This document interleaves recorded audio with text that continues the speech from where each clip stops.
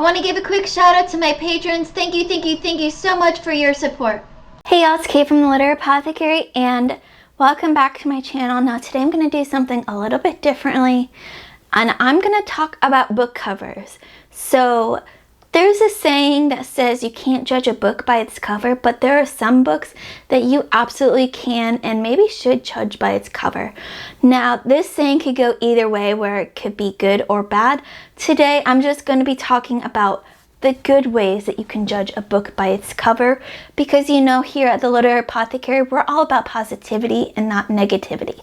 So first, I'm going to talk about some books that are both beautiful on the outside and the inside, some of my favorite covers and stories that match. And I've also put out feelers to my patrons and my subscribers here on YouTube, and I got some ideas from them, so we'll be talking about those also.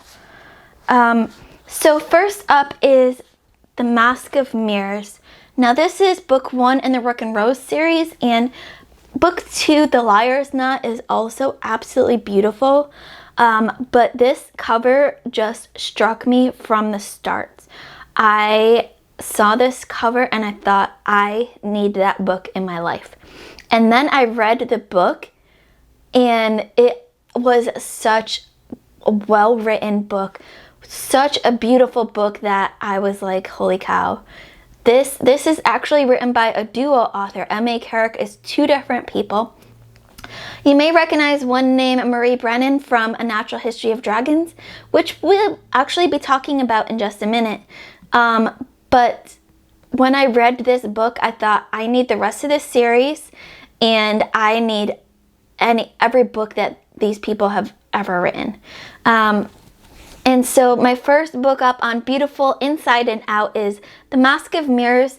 This is also one of those Google Lens books. So if you look at the back of some of your books and you see this little symbol right here, if you download the Google Lens app and you use it on this cover, it does amazing things to this book. You need to go and try it if you haven't done it already, because it left me breathtaking. This cover is beautiful as is, but once you do the Google Lens on it, it's so much better. It's just ridiculous.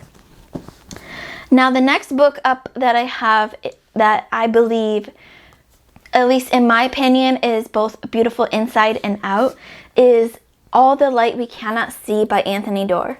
I don't talk a lot about historical fiction on my channel, even though it's one of my favorite genres. It's one of the genres that got me really into reading when I was in college and grad school. And this book is, that cover, I just love that cover with the blues. You all know that, like, for some, blues on covers just get me instantly. And this has like blues and greens, and it's just so well done. It captures the mood of the book very well too. As you can see, this book won the Pulitzer Prize, and Anthony Doerr is one of the nicest guys I've ever met. I had the absolutely amazing pleasure of meeting him when I was in grad school, right before he won the Pulitzer Prize for this book. This book had just come out, or was about to come out. I forget the timing. And so he came to my university and he talked. They had this series where they brought writers in every year in different genres, and Anthony was the fiction one. So I got to talk to him a little bit, and he was the nicest guy ever. This is a World War II historical fiction book, and it just was absolutely incredible. It's one of my favorite books of all time, and this book is a book that is beautiful inside and out. And then the next book that I'm going to be talking about is a book I haven't read yet, but one of my good friends, Stephanie at Mr. George Reads, said this is one of her favorite series of all times, one of her favorite books, and is definitely beautiful inside and out. And that is Strange the Dreamer by Lanny Taylor. This, y'all know, it's another blue cover, so I I mean, I haven't read the book, so I don't know what it's like on the inside, but that cover is absolutely gorgeous. I absolutely love it. I know Stephanie has like a gazillion different versions of this cover. She's got all these different editions of this series, and so she absolutely loves it, and she said this is beautiful inside and out. Beautiful on the outside, I can definitely agree. We'll see how I feel once I actually get to this book eventually. You know, if one day when, you know, I catch up to all of the books that I own. So then our next, the next category up that I'm going to talk about, there's only 2 here, so this shouldn't be too long of a video, but the next one up is covers that tell the story of the book. So I touched on that a little bit with some of these other books, but you know, sometimes you just have that cover that you just look at it and you know exactly what the story is going to be about. So here I have actually a lot of different options because I couldn't choose because I love these books so much. So I'm just gonna jump right in, and then after I go through my options, I have a couple more from subscribers out there. So first up is Kings of the Wyld by Nicholas Eames. This is book 1 in the band series, and just looking at that, you know exactly what this is about. This is about a band of mercenaries who are now old men. Their fathers, they've retired, and now they're back together again to save their daughter.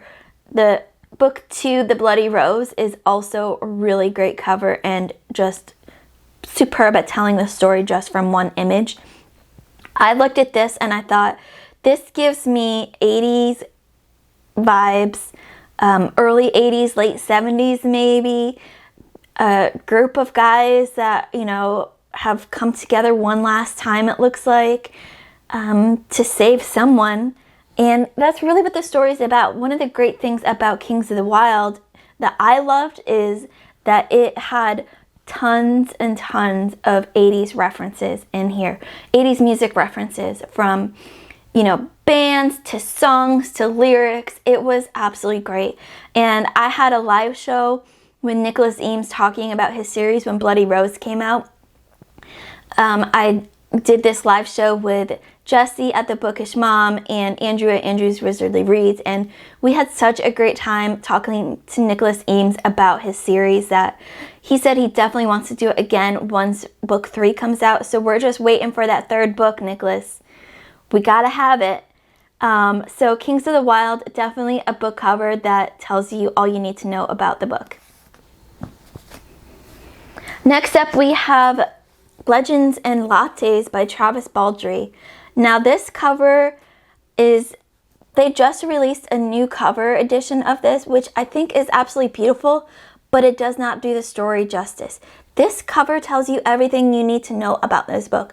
We have these 2 main characters here, and they're in a cafe. We don't need to know that one of them owns a cafe, but she does. And, you know, I feel like this just gives the vibes of the book and, you know, tells the story in one image. And that's all you need from a cover, really. And our next book up is Leviathan Wakes. This is book 1 in the Expanse series by James S.A. Corey. This book cover, first of all, yes, caught my eyes because of the blue. It also has the spaceship here. It gives total science fiction vibes, and it is a space opera science fiction book.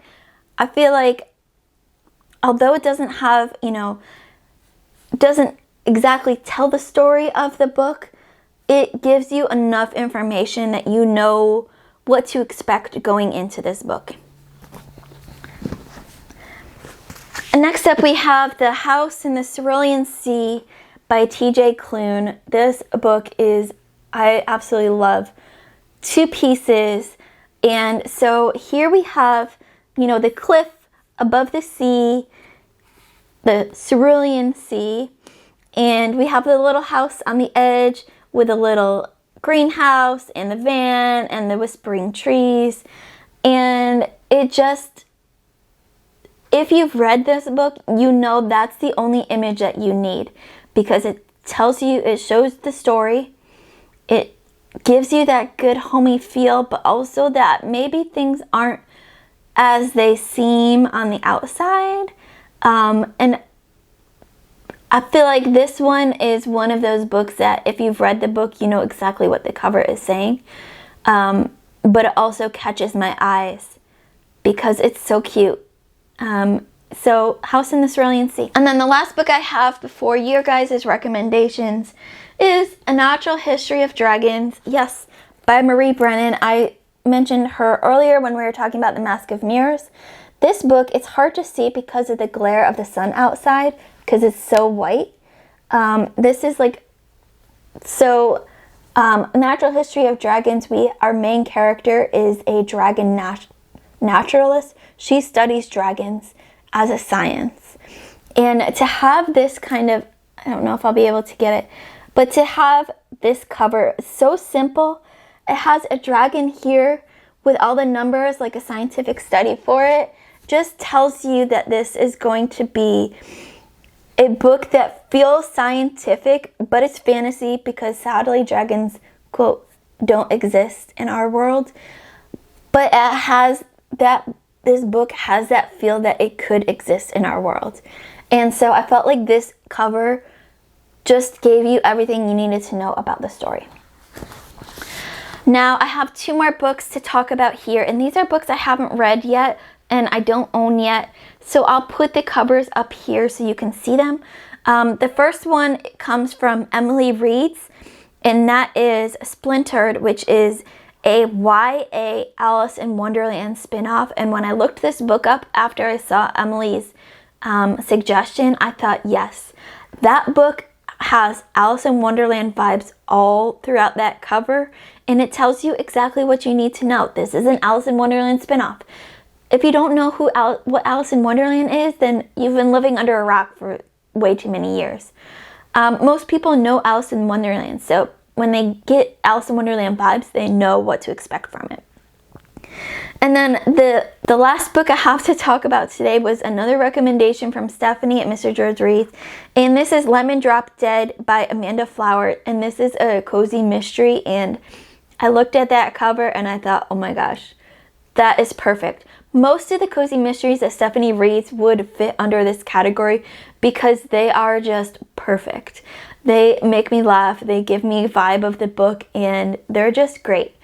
So let me know in the comments below what books you think are beautiful inside and out. What covers do you think tell the story of the book just from the image on the front cover? As always, my Patreon and my Discord information will be in the description below. Keep reading, and I love you all to the moon and back. Bye.